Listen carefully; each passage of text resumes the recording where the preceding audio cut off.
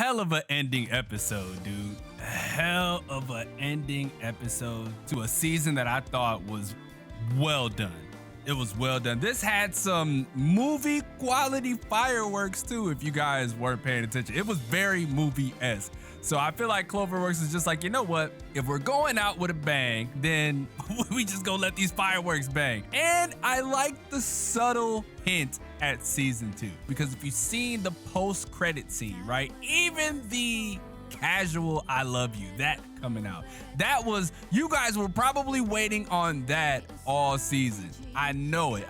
Everybody who watches this shit is here for, you know, the relationship, right? They're here to see that relationship flourish.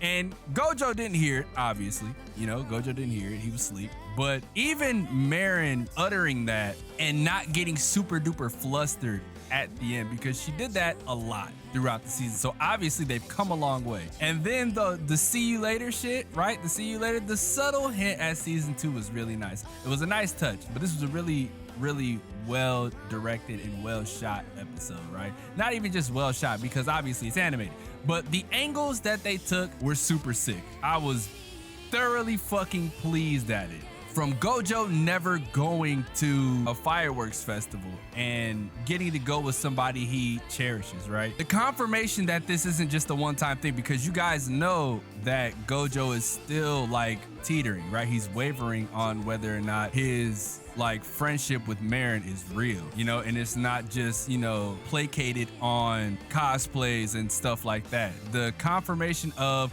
let's make sure we do this next year and the year after, you know, all that stuff is uber important to Gojo, because again, he doesn't want to lose his only friend. He's been the loner. We've talked about this on multiple occasions. He's been the loner throughout school. He's only had one focus, like a primary focus, which is, you know, taking over for his grandpa when his grandpa leaves, you know, when his grandpa passes for the Hina doll shop, and he wants to be the successor. So this opening his eyes to, you know, a whole nother world, which is Marin's, is crazy. And to top that off, his grandpa sees it too, because his grandpa has seen the world, essentially. It was the flashback of Gojo and his grandpa about, like, you know, what it takes to make these kind of Hina dolls. And his grandpa's seen, that's why he was so happy seeing him go off, right? Because it's just like Gojo's doing more than just being stuck in the house, like going to school and then coming right back to the house and not doing anything else. He's exploring. He's seeing the world. He's going to be able to replicate that into his production with the Hina dolls. So, and even then, he's seen it with Marin, right? He's seen, like, with the cosplay work. So the character growth is dope, dude. These arcs are really dope. And like I said, Cloverworks put their knees and ankles in this with the fireworks section, because at the end of the day, when you see something of this quality, you can't help but marvel at what the fuck is going on. And they don't forget to let Marin be Marin.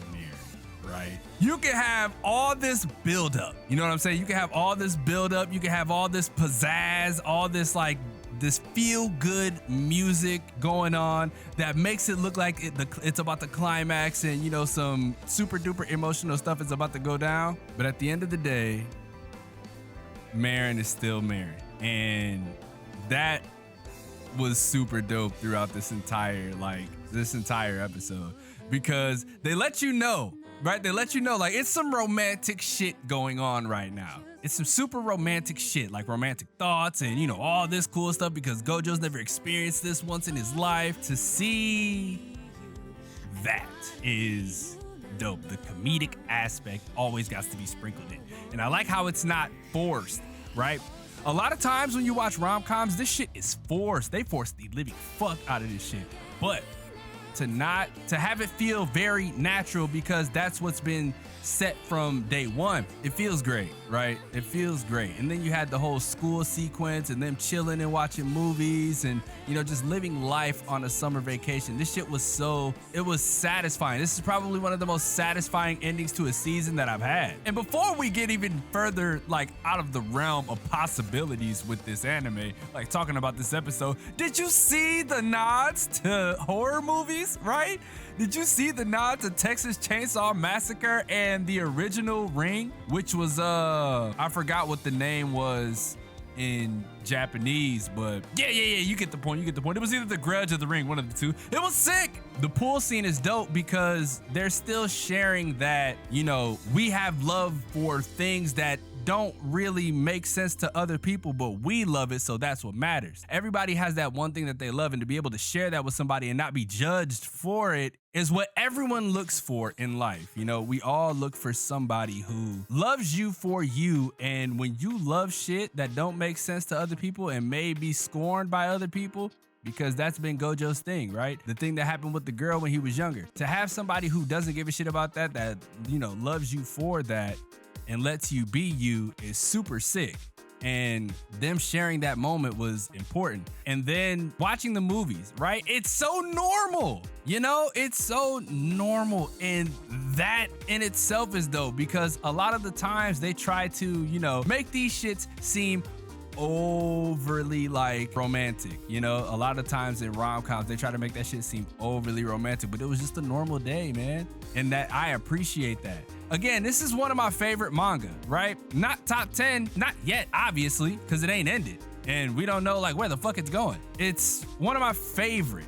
I can say that without like hesitation. And this anime, the way they did the first season was really fucking dope. And I don't know if you guys saw this shit, right? But I seen it on Crunchyroll. They passed the 2 million mark, right? They've sold over 2 million manga since the anime came out. So the anime has done its job, which means it needs to keep doing its job in dropping, you know, new shit. So again, Cloverworks, congratulations. This is a monumental day for you guys, at least to me and to the mangaka as well. The season was super well done. I would do a season in review. I think I'm gonna do a season in review tomorrow. I'll record that all tomorrow. I got everything still from, you know, everything that I've recorded over the fucking past, 4 months. It was beautiful. Again, thank you guys for tuning in every week for my Dress Up Darling. It was a pleasure to be able to share this with y'all, and moving forward we're gonna be doing so much more dope shit. You guys have seen it every day, so leave a like if you enjoy, subscribe if you're new. Let me know if you thoroughly enjoyed this season like I did. Let me know if it lived up to your expectations or it didn't reach your expectations. You know, either one, doesn't matter.